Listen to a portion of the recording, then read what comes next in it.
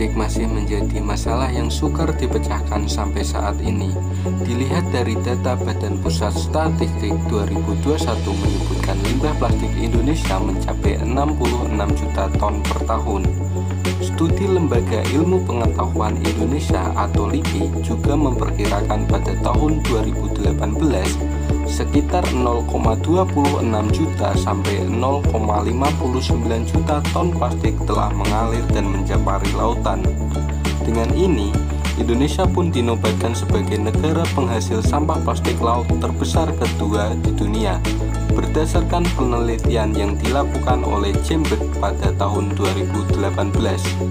Sangat prihatin sekali jika kita melihat kondisi sampah yang masih menumpuk di Indonesia, padahal negara kita memiliki keindahan alam yang menakjubkan. Hal ini tentu saja tidak sebanding dengan pencapaian Indonesia sebagai salah satu negara penyumbang sampah plastik terbanyak. Padahal banyak sekali dampak dari sampah anorganik yang sukar diurai yang tidak pernah diperhatikan oleh masyarakat sekitar, yang mana tanpa kita sadari sedikit demi sedikit merenggut kelestarian alam kita.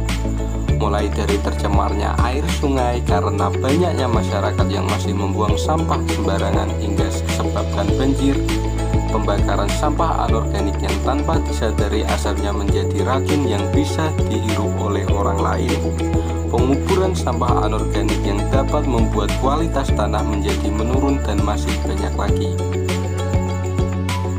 Hal ini terjadi karena pengolahan sampah anorganik yang belum dilaksanakan hingga minimnya kesadaran masyarakat akan pentingnya menjaga kebersihan lingkungan sekitar.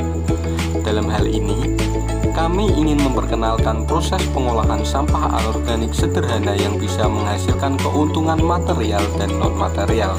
Pengolahan limbah sampah anorganik yang kami amati adalah proses penghancuran sampah anorganik plastik hingga menjadi serpihan kecil yang masih kasar untuk nantinya akan dikirimkan ke tempat peleburan dan menjadikannya biji plastik yang siap didaur ulang. Proses pengolahan sampah plastik dimulai dari pemulung mengumpulkan sampah kepada pengepul yang kemudian disortir atau dipilah sesuai dengan jenisnya.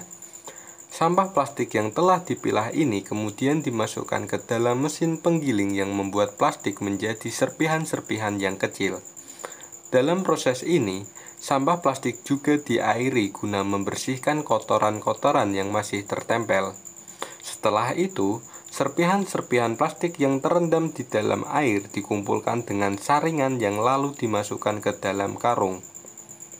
Lalu, serpihan-serpihan plastik itu dijemur secara merata dengan jenis yang sama. Kemudian dimasukkan ke dalam karung dengan jenis yang sama dan siap dikirim.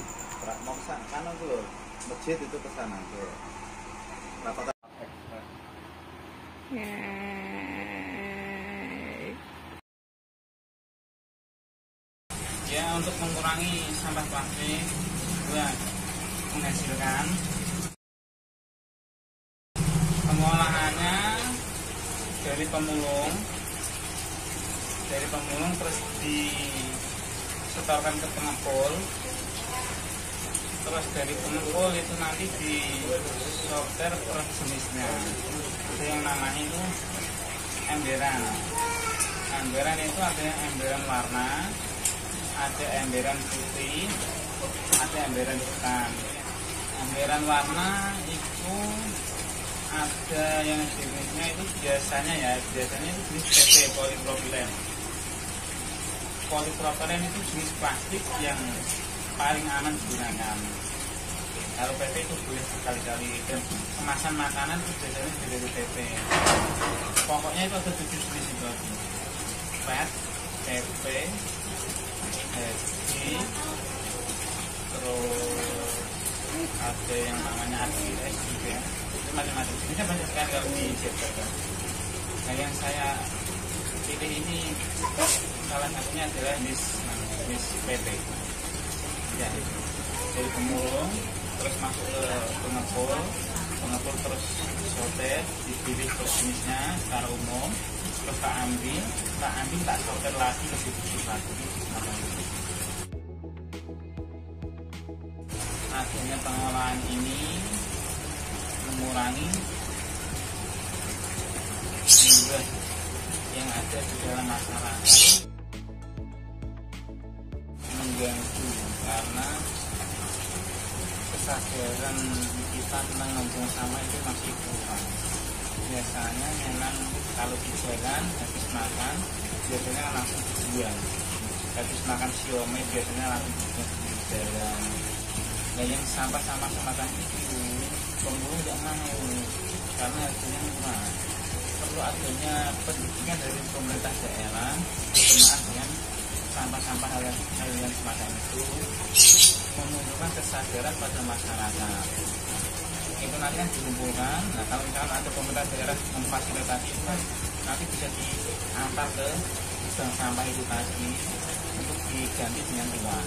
Sampah yang tidak bisa terurai sama sampah yang bisa terurai itu sebaiknya kan dipisah. Nah itu kan yang bisa melakukan kan harus ada fasilitas dari pemerintah, ada campur tangan dari pemerintah, supaya tidak semua sampah itu dijadikan satu lalu dibuang di TPA.